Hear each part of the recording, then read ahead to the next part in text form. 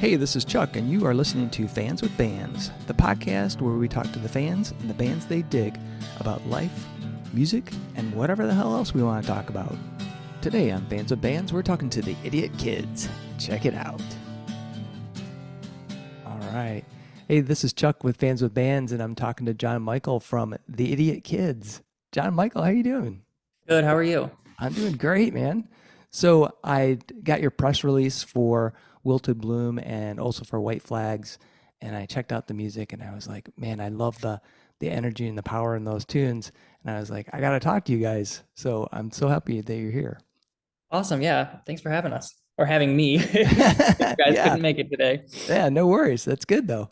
So you got the new album called Chapels, which is coming out Mhm. on December 1st. And like I mentioned, those two were kind of the lead singles coming off that album. You were gracious enough to let me check out the rest of the album, and it's fantastic. It's Awesome. so good. Um, but I'm wondering, how do you feel the new music on this album compares to like your earlier EP and maybe even some of those early singles like Skeleton Boy?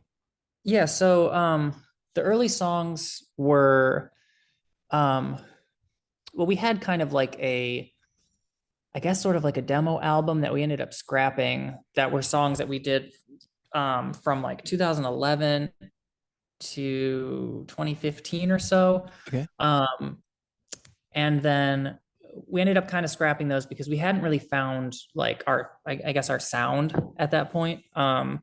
We hadn't found exactly where we wanted to go with it. And so those early singles and like Skeleton Boy and Currents and that the first self-titled album was us kind of like, okay, we finally have how we want to sound.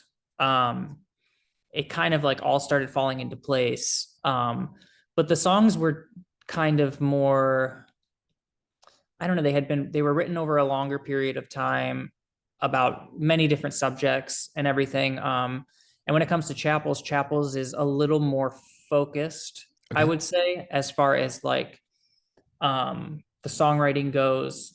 It all kind of deals with this with similar themes. Um, Mostly revolving around like trauma from childhood and how that affects you growing up and how you deal with that.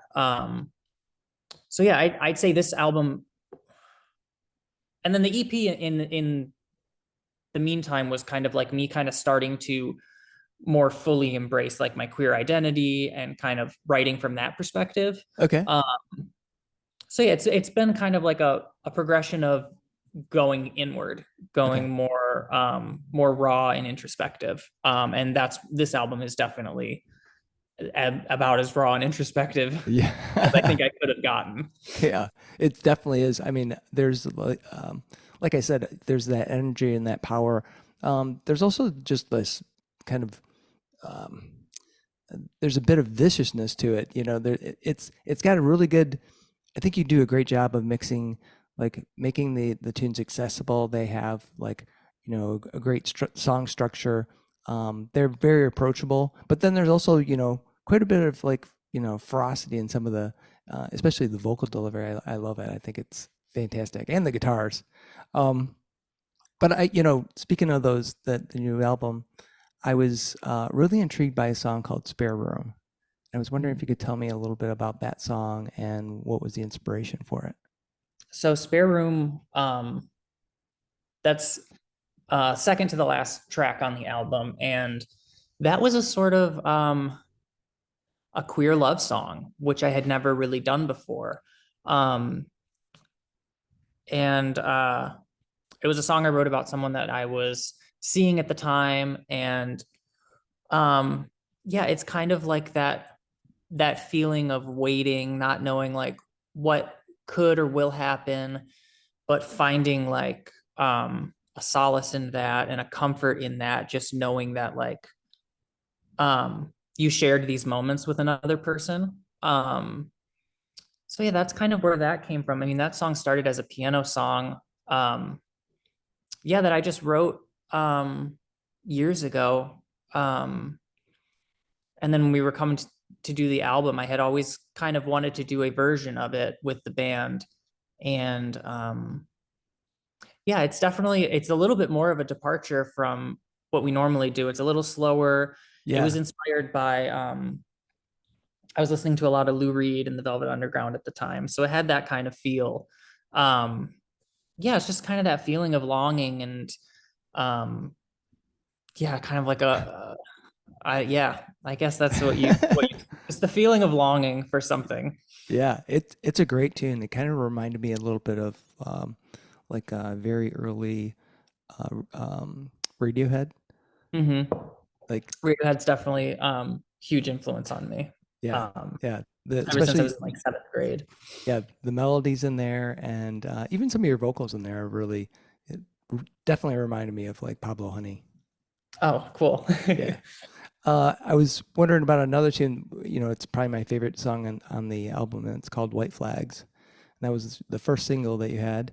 Yeah. Um, can you give me the backstory on that song? How did you come up with that, and what was the inspiration? So that was actually my partner Casper, who's an artist.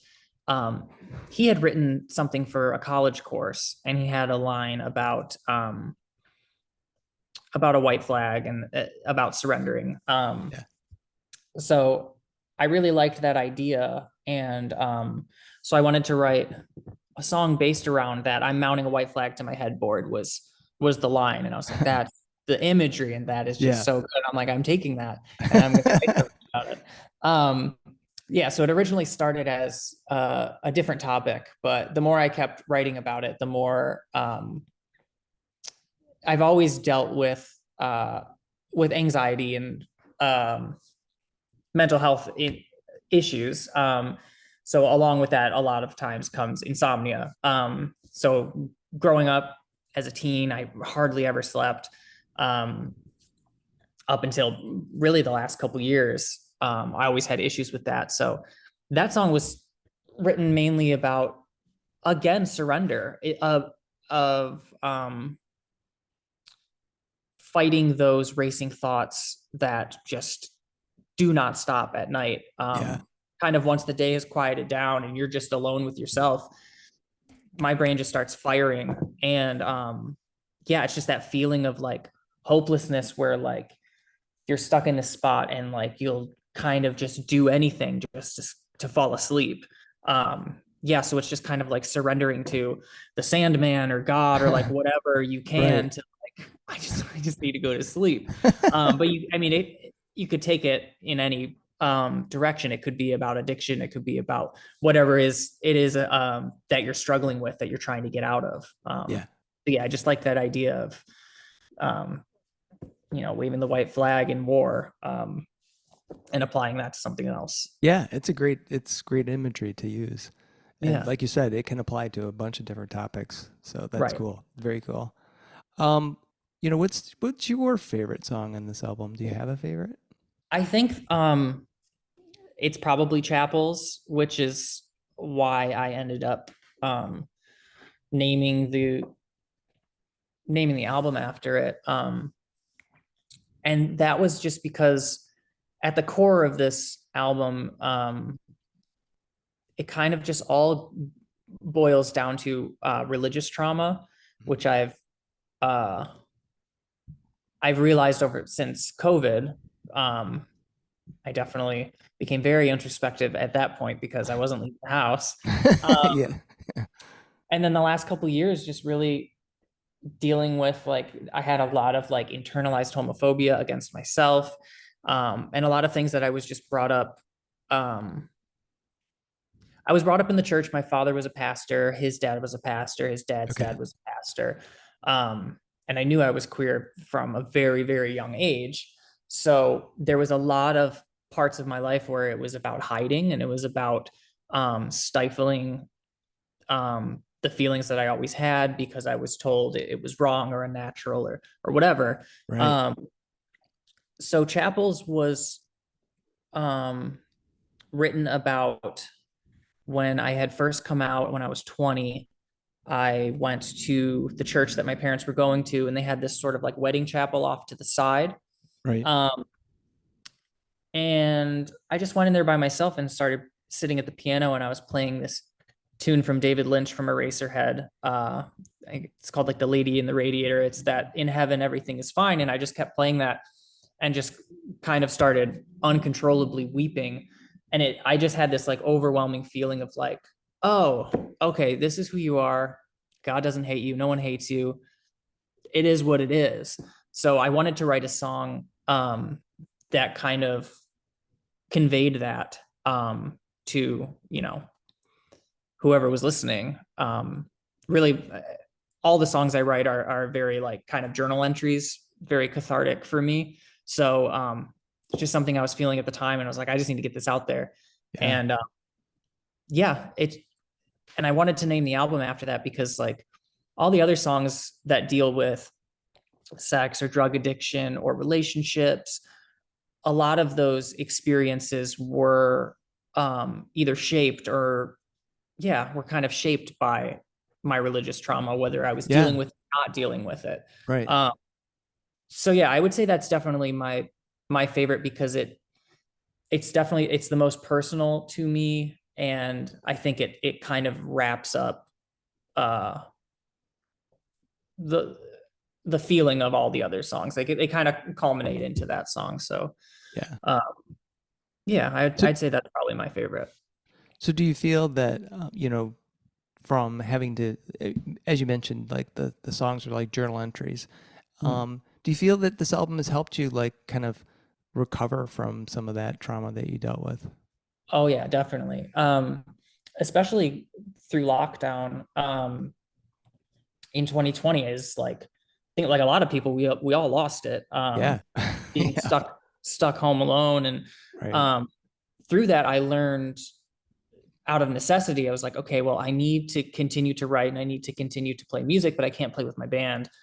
So I taught myself. I took some like online courses on how to like record and mix and use Logic on my laptop, and so I spent most of my time um, learning about that. And through that process of being stuck at home and also like just kind of dealing with like, oh, mortality is real. Yeah. And Right. like that being a very constant thing in everyone's mind, it definitely had me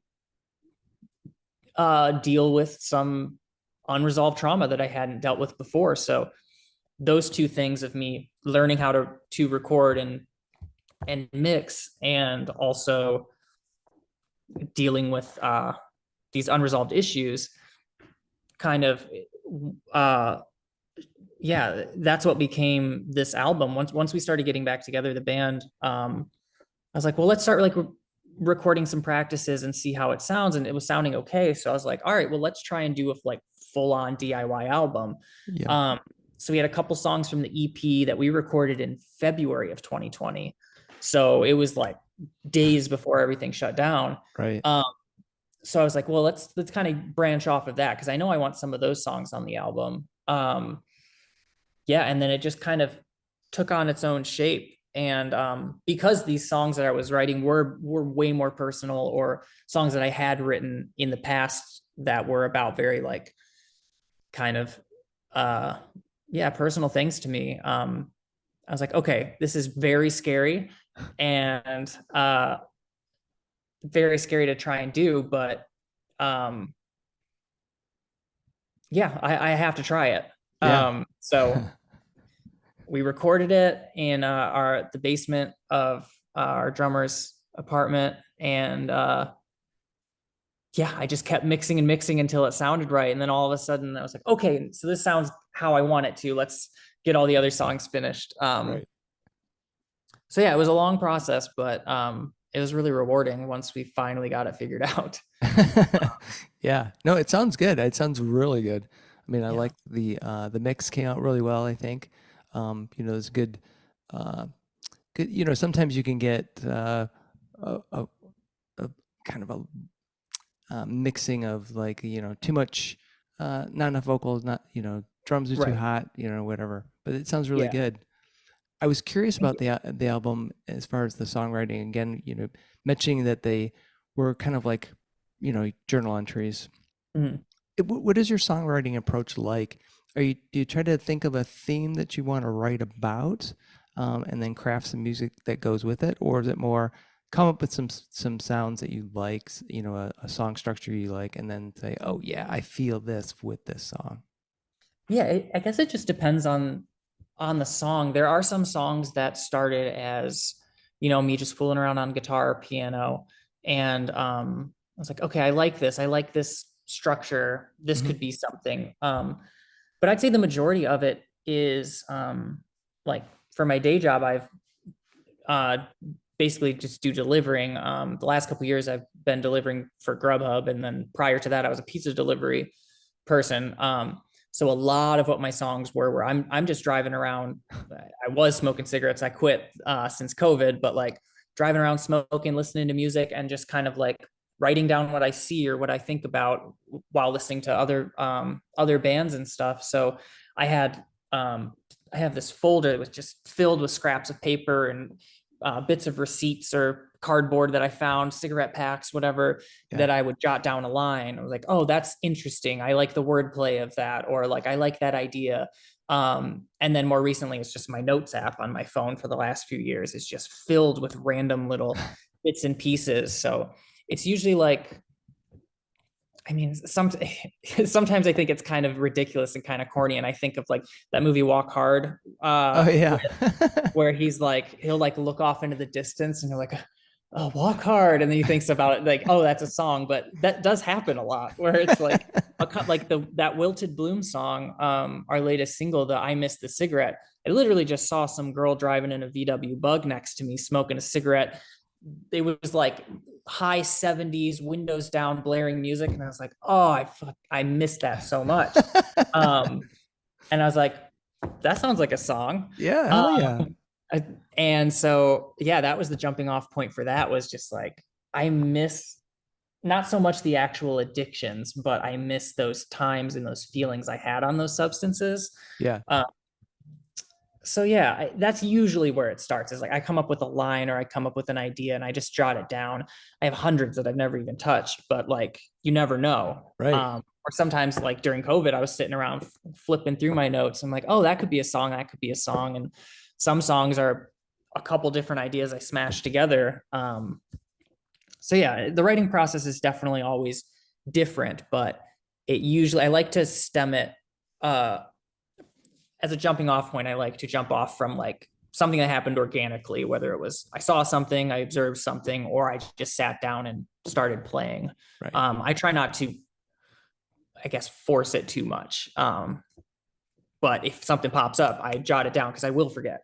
I have tons of videos and on my phone too of just me playing random things that'll never turn into songs, but maybe one day they will. Right. Right. Well, that's a good thing about having your phone, is that you've always got a device Oh to yeah, either take a voice memo or whatever, to go right. through an idea. Yeah. Except Apple's now charging me for iCloud storage because I Oh, got too many videos on my phone. I got to pay monthly for that's it. right. I have them. Oh man. So we've got Jarrett. Looks like Jarrett is joining. Yep, that's Jarrett. Hey, Hey, Jarrett. Jarrett. Can you hear us, Jarrett? Hi, Hey, on here. I'm awesome. listening to you guys talk. Cool. So You guys are great. Yeah. thanks. Well, did you have any questions you wanted to ask? I'm just really interested in John Michael's creative process, and being his friend, I don't ask him very much about how he writes songs, or how these ideas come about. So really, this is all very interesting for me. So I'll leave you guys to it. Okay. I love it. All right, cool. Thanks, Jarrett. Jarrett So- is the he runs Jet Plastic Recordings, who did our first couple 7-inch records, Oh, and he's fantastic. helping us out with Chapels, so it'll be distributed through Jet Plastic. Oh, fantastic. That's awesome. So, speaking of like, what kind of physical mediums are you going to like distribute? So we already ordered the CDs, classic jewel case CDs, because I wanted those. Yep, and then there'll be a 12-inch vinyl that will be out we'll have it at the release show on December 2nd, and then it'll be in stores mid-December Awesome. through Jet Plastics. Yeah, so we're really excited about that. We weren't sure if we were going to be able to pull it off because everything's so backed up, but Yeah. it's looking good. We're on track so far. So All right, cool. Well, Yeah. hopefully that pans and out. then it'll obviously be streaming everywhere the day Right. of. So December 1st, it'll be available everywhere. Bandcamp and Apple and Spotify. Excellent. Yeah. So, wanted to kind of just rewind a little bit. How did the Idiot Kids come to be? How did the band form? So I knew Nick through high school. We went to high school together, and our friend Ryan played drums. And one day we were just jamming, and it sounded good. And Nick had a bass, and he hadn't learned how to play it yet. But we just started hanging out and learning some cover songs, and it just sounded good, and we were having fun. So I had always wanted to start a band called the Idiot Kids because when I was 14, I was and still am very obsessed with Elliott Smith, and he used that phrase "idiot kid" a lot on his self-titled record. I was like, that sounds like a punk band. So if I'm ever in a band, that's what I'm going to call it. So yeah, we were just jamming and hanging out, and sounded good, and was like, well, let's try and see if this turns into something. And so we started practicing like once or twice a week, and yeah, it just kind of formed its own thing. We just started writing, and we weren't really trying to be a punk band or a garage band or whatever. It just kind of, that was the direction that we were going. That was the music we liked, and that was the energy that was taking on when we were jamming. It was getting faster and heavier, and that was just kind of what we were connecting to. And I think me at the time when I started the band, I was still closeted, so there was a lot of anger and stuff that I needed to get out, that I was still holding on to. But yeah, so it just kind of shaped. And then once Andrew joined the band in 2017, it kind of then took on another form with his style of drumming. So yeah, it just started with, we were just hanging out and playing music. And then this guy, John Quillen from a band called Absentees, was like, hey, I heard you started a band. Do you guys want to play February, whatever? I was like, we don't even have anything written yet. He was like, you can do it. So we booked the show, and we wrote 2 songs, an instrumental, and then we did 2 covers. And I was like outside in the snow with like one of those yellow like legal pad pieces of paper, and I'm trying to like finish the lyrics to a verse because we hadn't finished the song yet, but it pushed us to like get started. Right. And then people were like, we got a good response. We were like, okay, so this could work out. And then it was just kept on going from there. Awesome. So what did you take away from that very first gig with the band? What was the learning experience for you? I mean, it was really just getting thrown in the deep end. It was like your older brother kicking you into the pool, and you don't know how to swim yet, Right. but you're in the pool, so you better learn how to swim.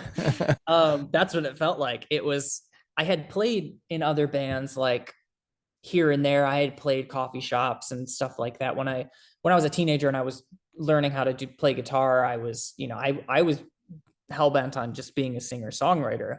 Elliott Smith, Bob Dylan, Neil Young, that kind of thing. Mm-hmm. But once I started playing with like other friends' bands and just jamming with people at parties, it was just like there's not a better feeling than when you're playing with friends. You could do it all yourself, but it's not as fun. Right. So yeah, I don't know. It just kind of happened. That's I awesome. kind of lost my train of thought of where we were going with that. I don't even remember what the question was. Yeah, it was more about like, what did you take away from that very first gig? But it was the experience of it just being thrown into it and kicked and saying, I got to move forward and keep doing this. That's awesome. So, you mentioned you kind of got into what I was going to ask you next is like, what was the inspiration to want to play music? I mean, because there's people that want to, pick up a guitar and learn it and maybe play some songs. Mm-hmm. And it's a whole nother level to want to like perform in front of people. So what was your inspiration to do that? Well, at first, when I first started playing music, I played percussion for my dad's church. I like bongos, shaker, tambourine, that type of thing. And then I learned how to play the drums through that, on top of like doing trumpet in band. So I was always like drawn to playing music. I always felt connected to it ever since I was probably like 3 or 4. I remember running around the house singing oldies and stuff with my grandma. She had like that whole set of Time Life CDs that it was like Oh, the number yeah. one hits from like 1948 to 70 or something. Right. So I grew up with like the Beach Boys and the Beatles and a lot of all those number one hits from like golden oldies stuff. So I was always a singer. And then I got into drumming, and then it was when I was around like 15 or 16 where I wanted to learn guitar. So yeah, it's just always been a part of my life, and it's always been something that I've been drawn to. And then I think once I started getting older and I started listening to stuff that wasn't gospel and oldies, which is kind of the only thing that was, if it wasn't sold at the Christian bookstore, we weren't allowed to buy it, basically. Right. So once you get older and you have friends and you're getting music from them, I remember my uncle made a mix CD for my dad that I had found like under the computer, like in the desk. And that had Radiohead on it. It had Elliott Smith. It had this hardcore band called Zao on it, and a bunch of bands from the Netherlands, just kind of like weird, like indie rock stuff. And so I listened to that, and I used to listen to that kind of on repeat when I was like 12 years old, in my little boombox. And that was kind of like the first time I felt like connected to music, where it was like speaking to me in a different way that wasn't just kind of like fun radio music or whatever. Yeah, so ever since then, I felt a need to talk about things that I couldn't talk about. Mm-hmm. And music was a way for me to access those feelings, those emotions, those thoughts, in a way that like I couldn't really do any way else. So it was almost a compulsion. Like if I didn't learn how to play guitar and I didn't teach myself how to play piano or whatever, like I wouldn't be able to get these thoughts across. And there's a discovery in songwriting, where you start, I think, analyzing things in your life or thoughts that you have that I wouldn't have been able to access in any other way had I like not dove deeper and like, what am I trying to say? How do I want to say it? And how can I use melody or rhythm or harmony to say it in a different way to communicate that? Because bands like Elliott Smith, or artists like Elliott Smith, bands like Radiohead, they spoke to me in that type of way. So yeah, it was a compulsion. That's great. Speaking of Radiohead, do you remember, you came from a religious household where I'm going to guess, you weren't, well, you've kind of mentioned that you really weren't able to, kind of listen to things that you would normally if you were just experimenting on your own. Mm. Do you remember what the very first, and I'm thinking of Radiohead, but I don't know if it was the first album, but what was the first kind of punk rock music that you listened to? Because you mentioned that the band kind of naturally gravitated that way, even though you were interested in singer-songwriter. What were some of those early influences for you? So the early punk stuff was, like I said, we were only allowed to buy stuff from the Christian bookstore. So there was like this kind of goofy, kind of Blink-182 knockoff band called Relient K. Okay. So I remember them. There was another kind of goofy ska band called Five Iron Frenzy. So that was like when I was like probably like 11, 12 years old or whatever. Yeah. And then the Tony Hawk Pro Skater soundtracks, most of like the people my age were kind of exposed to a lot of punk music through that. Yeah. So yeah, there was definitely that. As far as like albums that I heard where I was like, oh, I want to make punk music. Yeah. I want to like, yeah, those were albums like Fugazi's Repeater was an early one that I was like, oh shit, this is next level. Against Me's Searching for a Former Clarity was another one. Agent Orange's first album, which that stemmed from songs off of Tony Hawk. Yeah, really like Fugazi, Against Me, the Stooges, like the first Stooges album. Yeah, those were the ones that like really spoke to me. And I think it was how raw they were. And they weren't like like I love early Green Day and stuff like that, but there's a polish to that. Yeah, for sure. And Fugazi, just there was like a funk to it, and like the way that they did punk was totally different. There was with Against Me, it was like this really like angry folk kind of punk. So that's more what drew me to it. Like obviously there were bands like Blink 182 and stuff growing up that were huge, but like it was so clean and it was like very produced, which there's nothing wrong with that. But I was drawn to like the dirt of it and like the rawness, and like even with Radiohead, like Johnny Greenwood's guitar playing is so weird. And that's why I love it, you know? Yeah. I like when people can like attack things from like a perspective that you haven't heard before. So yeah, I think that's what like really. And also I was like an angry, sad little teenager who like was in the closet. So it was like I needed something angry to yell about. And punk gave me an out like a medium to do it. So that's awesome. Yeah. So if the Idiot Kids could play anywhere in the world, where would you, what venue would be like the musical pilgrimage for you guys? Venue, I don't know. It'd probably be like somewhere in Europe or something, maybe like the Cavern Club where the Beatles first played. Like there's something like, obviously that's a magical place in itself because that's where the Beatles came from. And like I said, I grew up on that. But it also just looks like a gross little cellar in a basement, which we're normally playing in the basements anyways. So it'd probably be like the Cavern Club. And then, it would probably be Against Me would be headlining. We'd be playing Ezra Furman. I don't know if you're familiar with them. They're like heard the name, but I don't think I've actually listened to their music. Incredible songwriter, kind of indie rock punk stuff. I think they would be playing. And then like, I mean, if we're going all out, like let's go. Maybe Bob Dylan would show up. All right. Like, that would be cool. And like maybe he'd play a song, but then he'd leave because he was pissed off at us for some reason. Like I would want like angry, kind of grumpy Bob Dylan to play. That would be it. Ezra, Against Me, and then Bob Dylan. An angry Bob Dylan. An angry Bob Dylan. Awesome. So do you have any like pre-show rituals, things you've got to do before you get on stage?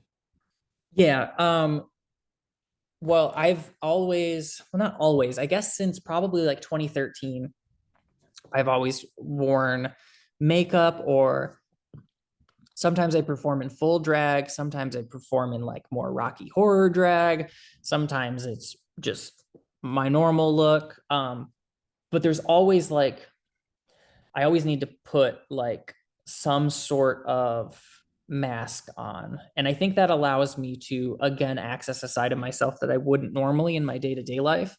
So I usually, sometimes it's at the venue just because of time. Like if I'm working and you have to go and whatever, I'll bring some makeup and a mirror with me. But usually I'm at home and I either listen to Lou Reed's Transformer album or the soundtrack to Hedwig and the Angry Inch. Oh yeah. And there's just something about both those albums that are like so queer and so like just classic glam rock that would kind of put me in that headspace of like, okay, I'm about to go on stage and I need to access that side of me that, like I said, is not just an everyday version of me. I need to access the performer. I need to access like the songwriter, the whatever. So it's either Lou Reed's Transformer or Hedwig and the Angry Inch, and I'll listen to those on repeat, sometimes switch it back and forth between them, and I'll start getting ready and throwing my face on. And the times where I haven't done that, or I haven't worn like my platform boots, or like where I haven't been able to like fully kind of get into it, those shows just don't normally feel right. Like they feel like there's something missing. I have trouble kind of accessing that side of me. So it's not even like a like a costume or anything. It's like it's a necessity. It's like I have to, these things allow me to access that kind of raw primal side of myself that needs to exist in order to like put on the best show that I can. Um, we don't we don't ever use set lists. We rarely sound check even. Oh. We're pretty quick at it because like we want to kind of, I mean, also the places we're playing are usually very small clubs where the sound check's very quick anyways. Right. But yeah, we're usually like throw up on stage, like get our stuff set up as quickly as possible and then just go. And Yeah. then I'll yell out the first song, we'll play, crowd will clap or they won't clap, and then you do the next song and the next song, and you just keep yelling it out until they say one more song, and then you're done. That's So crazy. that's how we like to keep it, because like I said, even with the songwriting, like I want to keep it as like raw and honest as possible, like every aspect. So that's how we like to do our live shows too, is like let's go up there and just start playing. Yeah. And that seems to like, it's getting thrown in the deep end. It's Right. You're on stage, you got to go. Let's come up with something. When it's too planned out or it's too produced or whatever, it's like it just doesn't feel right for me. Like you gotta I have, can't access that side. but I gotta imagine if you like all of you as a band then have to have like superior amount of confidence in you just knowing all those tunes you're gonna rip and go for. Do you ever throw covers in there too? Yeah. In the Yeah, midst we have a few. That's crazy. We have a few that we cycle through. As far as covers, we do Bloodstains by Agent Orange. We recently are doing Black Me Out by Against Me, which that'll be out this week. It'll be out once this airs.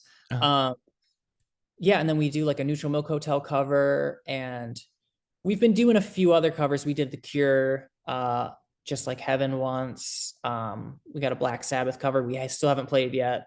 But yeah, we have a few that like, because every once in a while you just want to get like the crowd to sing along with you, especially if it's like a place we haven't played before or like a city we haven't played before. It's nice to throw in those covers because then you can kind of grab the crowd's attention and then play your best songs right after the cover or something. Right. Well, you guys should do Angry Inch. You would, I'm sure, would crush. Oh, I would love to. we did. I think it was like 2016. We did. There's this thing called Creepy Cheapy, which I'm sure. Yeah, you're from Michigan, Yeah, we did that as the Rocky Horror Picture Show. So we did like 5 or 6 songs from Rocky Horror, and that was so much fun. And someone said that like you should do Hedwig too, and it's like, oh, hell yeah. We need a bigger band. We'd probably need more than a 3-piece. We need some piano and all that. But yeah, I would love to. That'd be it's a dream of mine to like play Frankenfurter or Hedwig or something on stage. But yeah, that's awesome. So, I'm kind of curious as far as you've got the new album, but what about shows? Anything coming up in for like end of December into next year? Yeah, so we're gonna be down in Columbus, Ohio, the Roomba Cafe, I believe is what it's called, December 29th. We're trying to set something up for like either Chicago or Detroit for that weekend too. Cool. I think we're gonna try and get Chicago by then. And then in February we're heading to Indianapolis. And we got another local show in February too. Right now, it's just really been like trying to get this album out, trying to get these mixes done, trying to get the album artwork done, trying to like do interviews and press and all that kind of stuff. So shows have kind of taken a backseat up until the release show. That's kind of like we're putting all our eggs in that basket.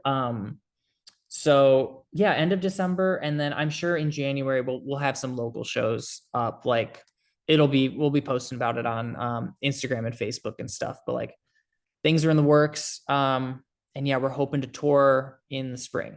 Awesome.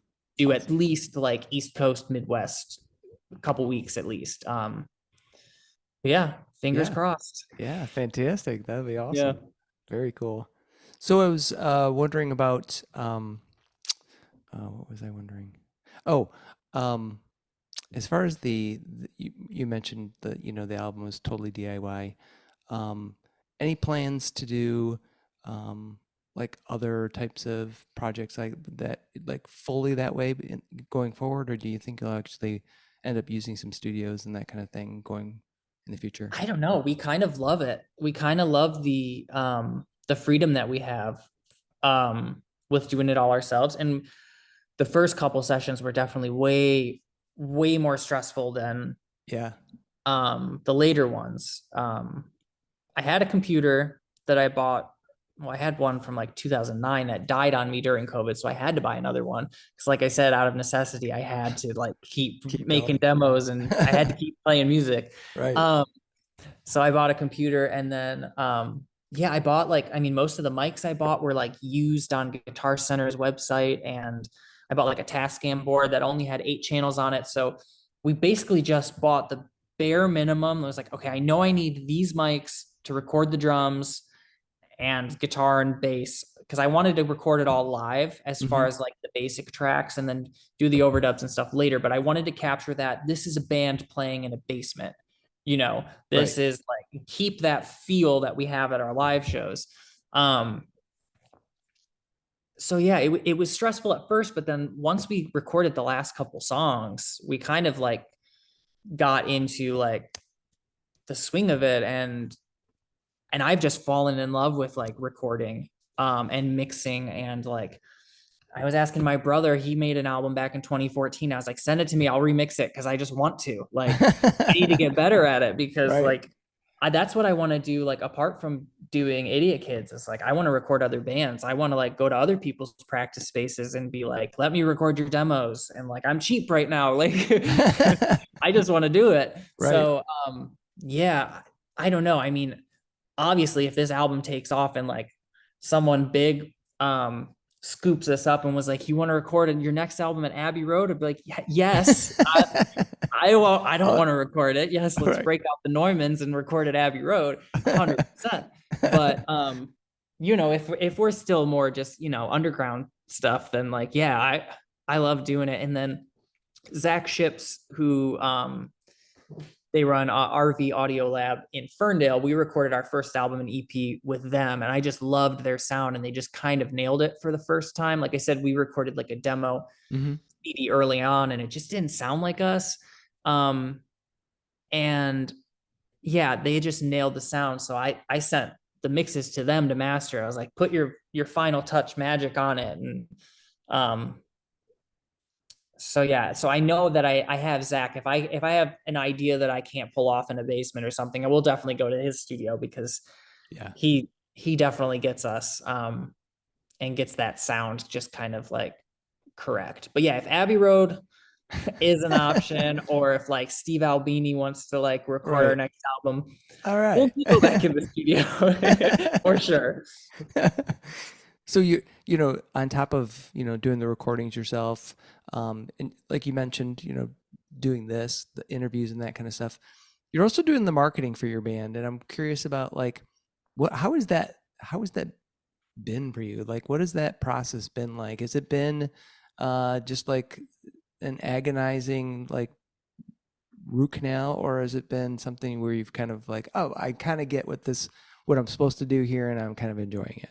It's so for the first single, for the White Flag single, I was like, okay, we have a very, very limited budget. So we'll save the PR for like the later single and the album. And I'm going to just do this all myself. So it was a lot of Googling. It was a lot of asking friends online, like who does reviews, who does interviews, and people sending me like, oh, you could try this person, you could try that person. It was a lot of just like Googling punk radio stations, college radio stations, and just sending out like 100 emails to everybody. And yeah, it was just kind of hoping for the best. Some of it has been agonizing. This has been cool, like doing this interview. And then I did one with Lori Stratton a couple of days ago, and that was really cool. So the interviews I've actually been like really enjoying because I can just sit down and talk about my music. Yeah. When it comes to like creating like an electronic press kit and like writing a bio, like I'm just using quotes that other people have said about it. Cause like, as far as like trying to talk about like myself as a product or trying to like present myself in that way is so Yeah. weird. But like I get it that it's like it's a part of the game and like you got to like put your best foot forward and try and do that. But like that's networking has never been my thing. That's why we've been a band for 10 plus years and now we're just starting to like I'm now just starting to figure it out. It's like, oh, I just had to put in the work Right. and send out some emails. But Right. so yeah, I mean it's a necessary thing and like I get to meet cool people and do interviews and stuff, but yeah, it was definitely very foreign for me. But it's not been all bad. Yeah. So now, like, how do what's your preferred method of like staying in touch with your fans? How do you try to keep them engaged? Is it all social media? Are you doing any For type the of for the like most part, it's been just like through Instagram and Facebook. So far, I'm trying to push more for the Bandcamp thing because Mhm. like I like that, especially with this because it's DIY and like I like the fact that like they do Bandcamp Fridays where like they don't take a percentage and everything and like we can put up our merch on there and like so I would like people to get more involved on there because I know that like there are communities on there where like you can share reviews and whatnot. But yeah, I mean a lot of it's just like I don't know. Yeah, I mean social media is just kind of the necessary evil when it comes to Right. trying to get art out there. Yeah, I was the just kind curious of- if you guys had thought about like newsletters or email kind of things. It's sort of an old school approach, but I think it's kind Yeah. of circling its way back in some. Yeah, I've seen some other people doing it. I actually honestly have not even thought about it. But like knowing myself and how much I procrastinate things, I don't know how regular the newsletter would be, but it would definitely be something to look into. Right. I don't know.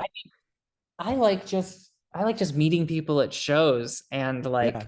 I like that old school way of networking, even though I'm also terrible at that. But that's the best way for me. Like I just like meeting new people and hopefully we'll just like be able to tour more after this album. Like I just want to get out to as many cities and find new people who might have fun with us and then like meet other bands that we might be able to collaborate with in the future or something. So yeah, but for now it's mainly Instagram and Facebook and but yeah, maybe I'll look into a newsletter. Yeah. I don't know if I'll stick to it, but it could be I might enjoy it. Yeah, I don't know. Yeah. A one-off here and there every once in a while. You Right. go, oh, maybe here's something, Yeah. Awesome. Well, John Michael, I really appreciate you being on Fans with Bands. Thanks for having me. This was fun. Yeah. I've got one last question, and that is pineapple or no pineapple on pizza? I'm a no pineapple on pizza.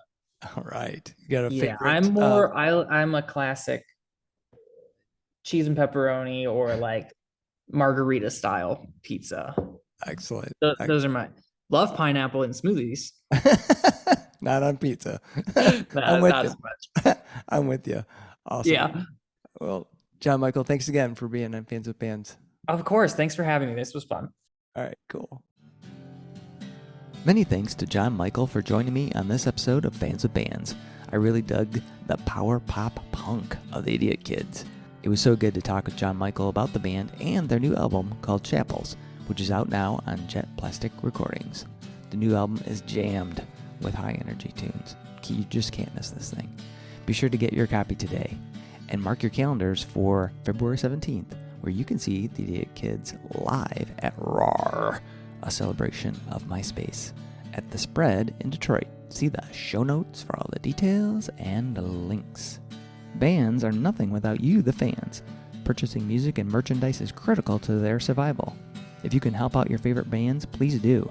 If you're in Michigan, consider following the Playing in Detroit Area Tonight and SE for Southeast Michigan Music Facebook pages. They are fantastic places for fans and bands to support each other and share our combined love of music. Thank you all so much for listening. Be sure to hit subscribe on your favorite podcast service to get each and every episode of Fans with Bands. Spread the word by rating the show, telling your friends, telling your neighbors, telling your family, telling your priest, tell everyone, and leave a comment. We want to hear what you think. You can keep in touch by following us on social media. This is a Life in Michigan production. Until next time, be well and kick out the jam.